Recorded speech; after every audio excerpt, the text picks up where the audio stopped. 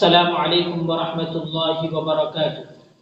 الحمد للہ وکفى وسلام علی عباده الذین اصطفى، اما بعد فاعوذ باللہ من الشیطان الرجیم، بسم اللہ الرحمن الرحیم۔ یا ایھا الذین آمنوا قوا انفسکم واہلیکم نارا، صدق اللہ العظیم۔ بیٹی خدا کی رحمت ہے، سن لو، بیٹی خدا کی نعمت ہے، سن لو، اپنے بیٹیوں کی نگہبانی کرتے رہو، اپنے بیٹیوں کی نگہبانی کرتے رہو۔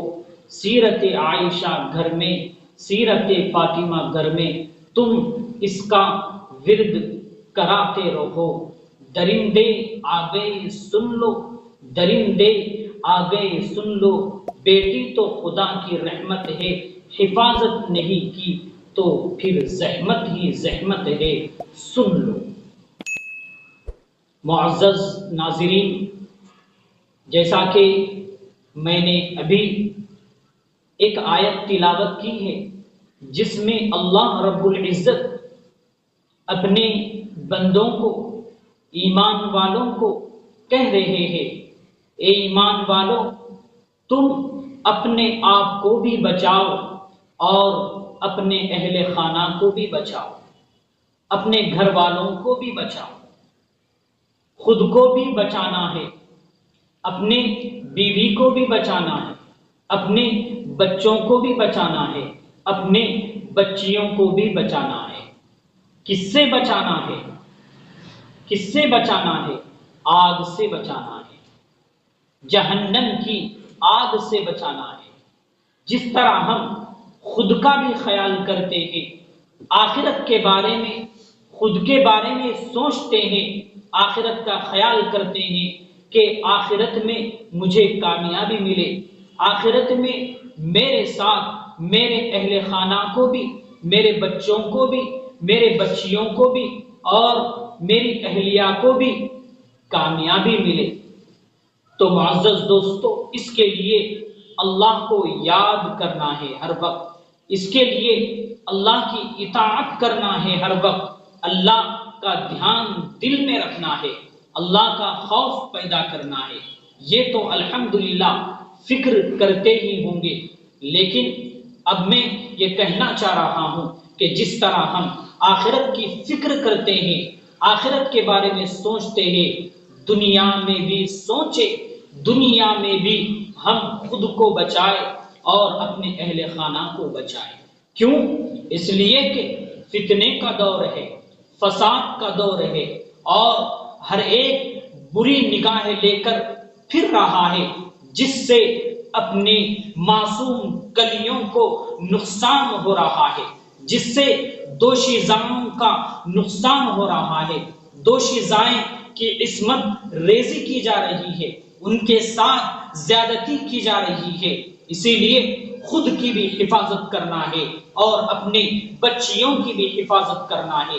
ایک نہیں، دو نہیں، تین نہیں، کئی واقعات ایسے سامنے آتے جا رہے ہیں، کوئی علاقہ محفوظ نہیں ہے۔ اب خاص طور پر پرسوں حالیہ دنوں میں عادل آباد میں ایسا واقعہ پیش آیا جس سے رونگٹے کھڑے ہو گئے۔ جیسے ہی بات سامنے آئی، اس سلسلے میں الحمدللہ سیاسی قائدین بھی آگے آئے اور دینی تنظیمیں بھی آگے آئے، اور خاص طور پر پولیس افسران نے بھی یہ تیقن دیا کہ انشاءاللہ ہم کارروائی کو آگے بڑھائیں گے اور مجرمین کو سخت سے سخت سزا دیں گے۔ یہ تو ہو رہا ہے، لیکن معزز دوستو، کہنے کا مطلب یہ ہے کہ آج فتنے اتنے تیزی سے بڑھتے جا رہے ہیں، ارتداد اتنے تیزی سے بڑھتا جا رہا ہے، اور خاص طور پر بہنوں کے ساتھ زیادتی اتنی کی جا رہی ہے کہ اسی لیے ان کی اب مکمل حفاظت کرنا بہت ضروری ہے، اشد ضروری ہے۔ ہم اسکول لے کے جاتے ہیں تو بھی ہم اپنی بچیوں پر نگاہ رکھیں، اپنی نگرانی میں ان کو اسکول لے کر جائے، اپنی نگرانی میں ان کو کالج لے کر جائے، اپنی نگرانی میں خود اسکول سے لے کر آئے، اپنی نگرانی میں خود کالج سے لے کر آئے، لیکن تنہا نہ چھوڑے۔ آپ سے یہ کہنا چاہوں گا کہ انہیں تنہا نہ چھوڑے، کسی سہیلی کے ساتھ بھی جانے نہ دے، ان کو تنہا نہ چھوڑے۔ اگر چھوڑیں گے تو ایسے واقعات سامنے آتے رہیں گے۔ ایسے واقعات کب آتے ہیں؟ تب ہی آتے ہیں جب ہم اپنے بچیوں کو تنہا چھوڑتے ہیں۔ ایسے واقعات کب آتے ہیں؟ جنسی زیادتی کے واقعات کب پیش آتے ہیں؟ جب ہم اپنے بچیوں کو تنہا چھوڑ دیتے ہیں اور پھر بعد میں ہم پریشان ہو جاتے ہیں۔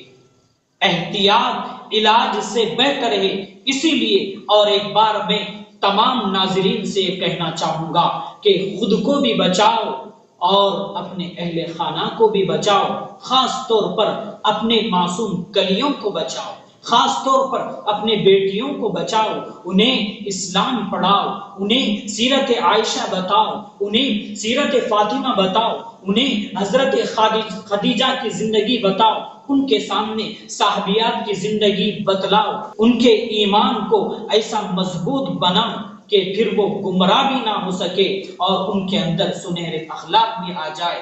اسی لیے تمام سے ناظرین سے کہنا چاہوں گا کہ خود کی بھی حفاظت کرنا ہے اور اپنے اہل خانہ کا بھی اور اپنے بچیوں کی بھی حفاظت کرنا ہے، اس لیے کہ فساد کا زمانہ ہے۔